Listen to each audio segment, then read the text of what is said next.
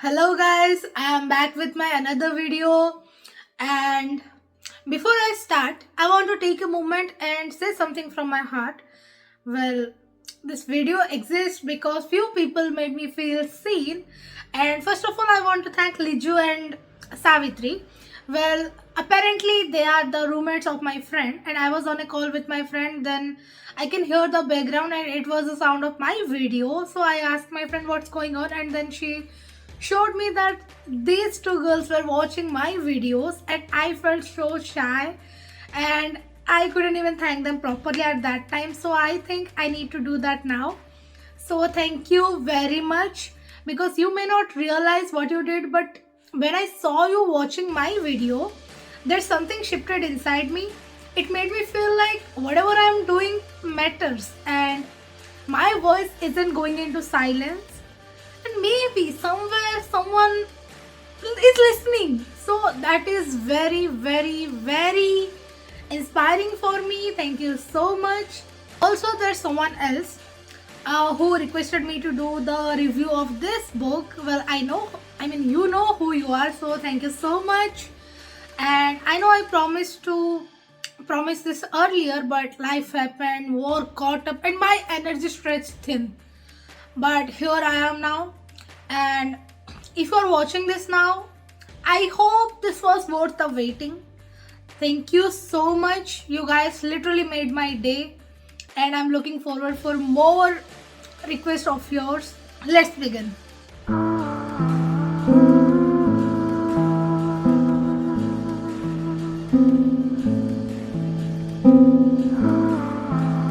So today I am talking about the book which is often misunderstood, feared, and glorified, and sometimes strangely admired.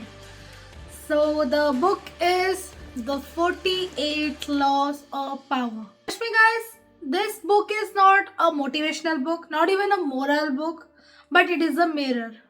And this is a mirror that shows how power truly works, how people influence each other, and how often we are being played even without realizing.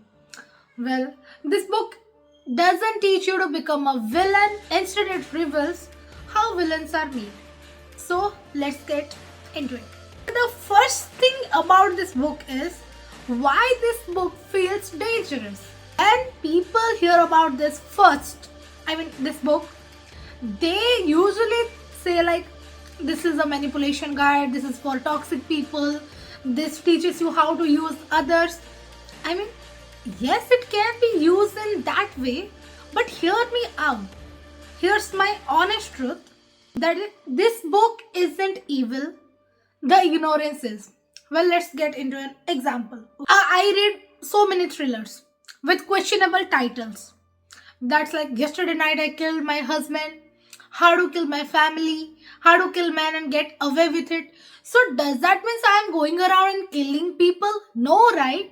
So you cannot just blame it all on the book. It's not that fault. People who ignore the actual message behind this book and use it in a bad way, they are the dangerous one. This book isn't the evil. Those who use it in a bad way, they are. So one thing you need to get it into your head is that power exists whether you like it or not. In family, in friendship, in relationship, in workplace, in society, everywhere. And some people pretend that power doesn't matter, and others learn how to move with it. Well, let me tell you guys, this book doesn't create darkness, it exposes it. And my perspective on this book is that, see, first thing is that I don't read this book to dominate people. I read it to protect myself, understand the hidden game, and recognize the emotional trap, which is very, very important, by the way. And another thing is that to not give away my power unknowingly. You know what? Power is not about controlling others. Power is all about mastering yourself. And you know what? This is what most people miss. So let me tell you about what kind of book it really is. Like, the 48 Laws of Power is not a comfort book. It's not even, it doesn't comfort you, it doesn't inspire you. This is a kind of book that doesn't change your personality, but it changes your awareness. And after reading this book, I didn't feel powerful, but rather I felt clear. Clear in the sense, clear in people, situation, and why some things happen the way they did. So I'm clear about these things right now. This book doesn't show you how the world should be, rather it shows how the world really operates. Why this book is very controversial? See, people often say that this book is very manipulative or even dangerous, but just like I said in before, this book is not the one that is dangerous, but how people use it can be dangerous. Just like I said before, I'm still telling you all that this book isn't evil, but the purpose, how the person uses it against someone is the thing that you should be aware of. And for your kind information, Robert isn't asking you to hurt people. He is showing you the pattern that already exists. Like, see, I find those things relatable. If I can find that, then you also can find this relatable. Like, at some point of your life, I can guarantee you must have experienced few things that is written in this book. Knowingly or unknowingly, you are getting oppressed as well. These things happens in office, friendship, families, relationship, everywhere. And what scared me the most isn't the loss, but how familiar they felt. I realized I had seen these dynamics before, but I didn't have the language to name them. What I learned personally, well, see, this book teach me one important thing, which is not everything that hurts you is your fault. And not every loss means you were weak. And also, sometimes you just didn't understand the game being played. It honestly helped me with stop blaming myself for the situation that were about power and not effort. Let's talk about few of my favorite laws. First law is the first law itself. Never outshine the masters. Well, sounds very powerful, right? Let me break it down for you. The interesting fact is that this law isn't about ego.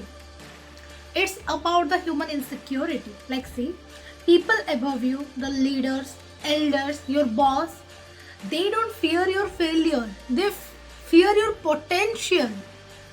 It's very simple that, see, if you make someone feel small, they will eventually try to shrink you. So basically, this law teaches you that let people feel secure in their position. Let them believe that they are guiding you. Not because you are weak, but because timing is the real power. Law number 3, which says conceal your intentions. It's my favorite one. Like, it is also my favorite one. See, what is this law about is that most people lost their powers because they talk too much. They reveal their next move, their fears, their emotions. And this law is about strategic silence.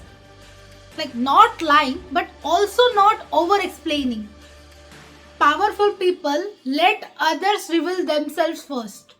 For the next law, which is Law 15.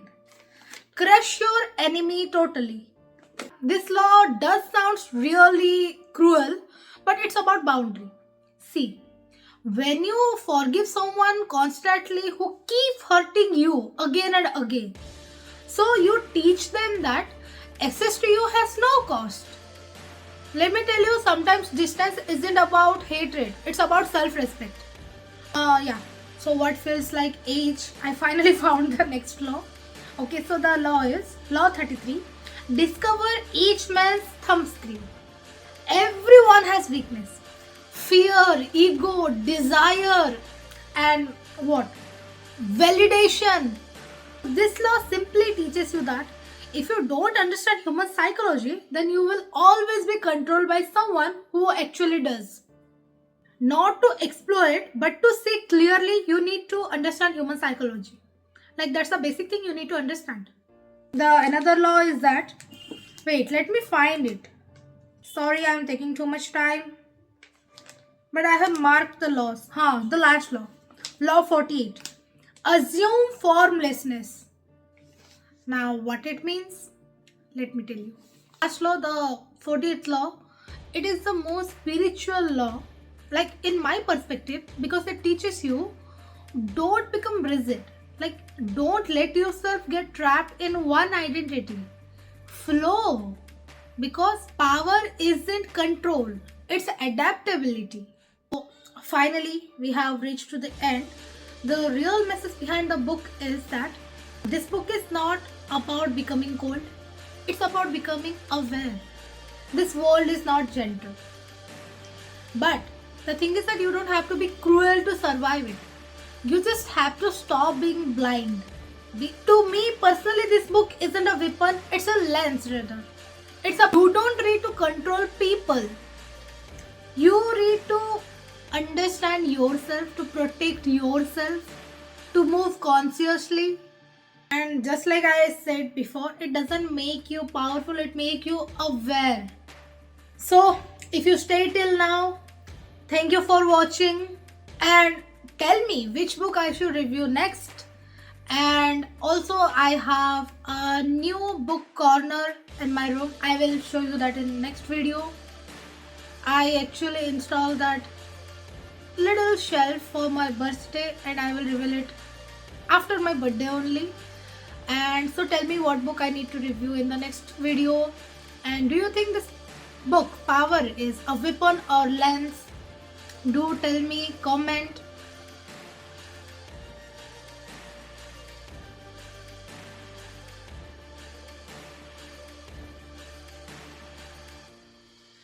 So thank you so much. Thank you for watching. Comment, like and subscribe.